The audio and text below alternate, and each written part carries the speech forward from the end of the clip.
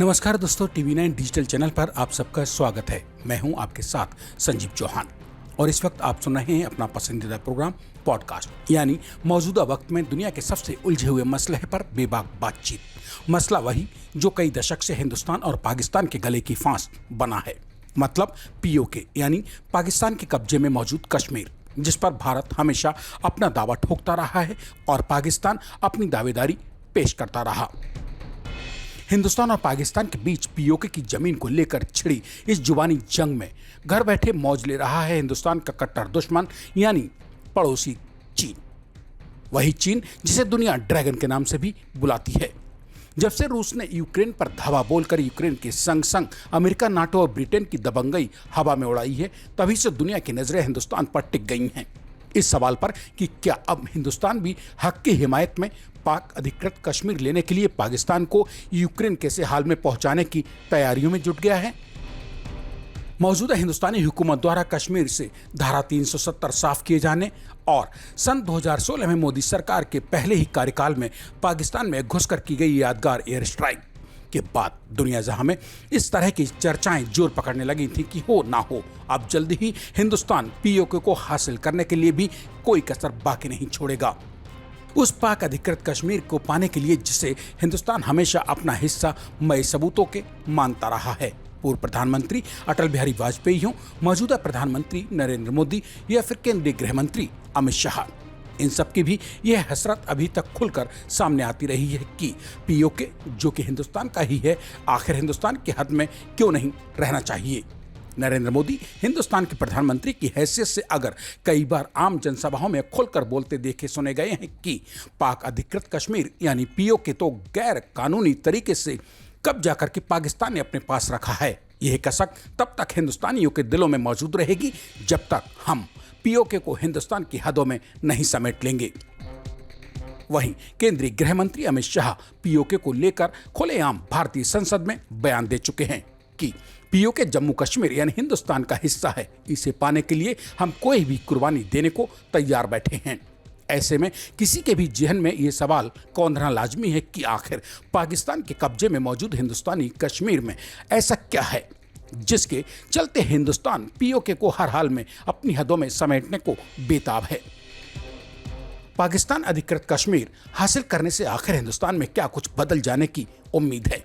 क्यों खास है हिंदुस्तान के लिए POK उस हद तक कि हिंदुस्तान हो या फिर पाकिस्तान, दोनों ही धुर विरोधी पक्ष एक POK को अपनी बाहों में समेट लेना चाहते हैं। अब समझना जरूरी है कि अगर पाकिस्तान वाले कब्जे में मौजूद POK हिंदुस्तान में शामिल हो जाता है तो सबसे पहले चीन और पाकिस्तान, जो अभी एक दूसरे से जुड़े हुए दिखाई दे रहे हैं, वे अलग अलग हो जाएंगे। मतलब POK भारत में शामिल होते ही जमीनी नक्शे पर चीन और पाकिस्तान का दूर दूर तक का कोई रिश्ता बाकी नहीं बचेगा। दोनों के बीचों बीच पहुंचकर हिंदुस्तान जा खड़ा होगा।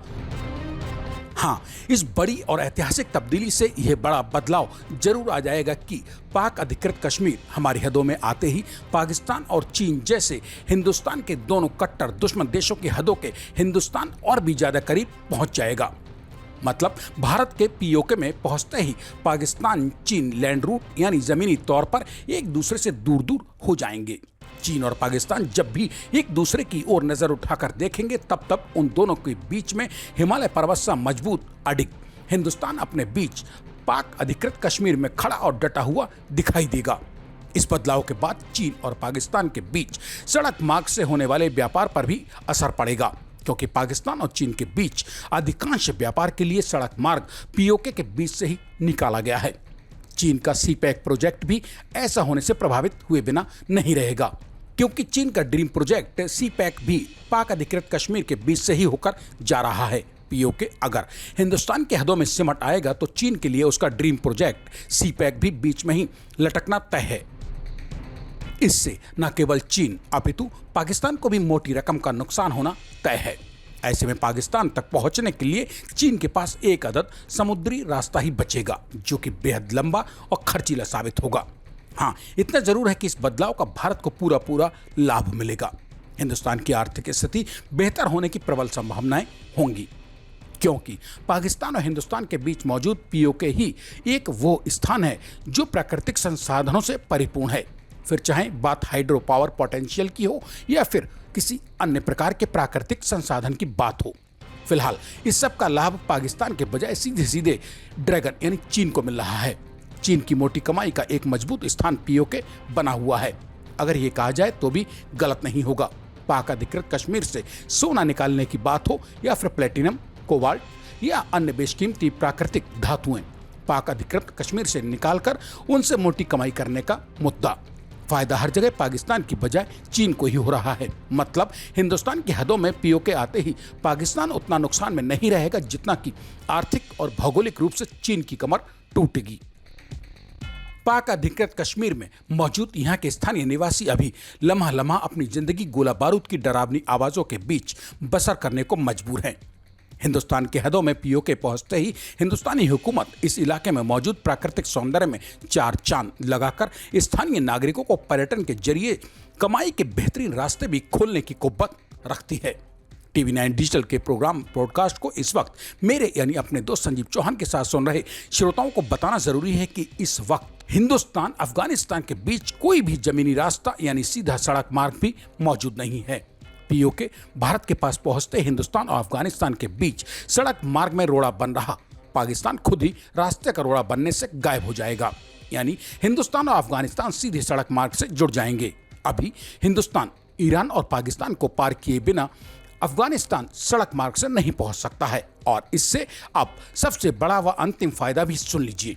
पीओके के भारत में शामिल होते ही हिंदुस्तान का मध्य एशियाई देशों से सीधा संपर्क तैयार हो जाएगा, जो कि श्रम और धन को बचाकर व्यापार और हिंदुस्तान सहित बाकी तमाम देशों के व्यापारिक सामरिक संबंधों को मजबूती भी प्रदान करेगा। रही बात हिंदुस्तान में शांति बढ़ने की, तो जब पाकिस्तान अधिकृत कश्मीर हिंदुस्तान की हद में आ जाएगा तो दशकों से यहाँ चल रहे आतंकवादी ट्रेनिंग कैंप खुद ही इधर से आगे खिसक कर यानी पाकिस्तान की हदों में जा पहुंचेंगे। इसी के साथ आज के पॉडकास्ट की इस कड़ी में अब मुझे यानी अपने दोस्त संजीव चौहान को दीजिए इजाजत। मेरे लौट कर आने का कीजिए इंतजार। तब तक के लिए नमस्कार। और हाँ, टीवी 9 डिजिटल चैनल को सब्सक्राइब करके अपने मन की बात कमेंट बॉक्स में बयान करने से मत चूक जाइए।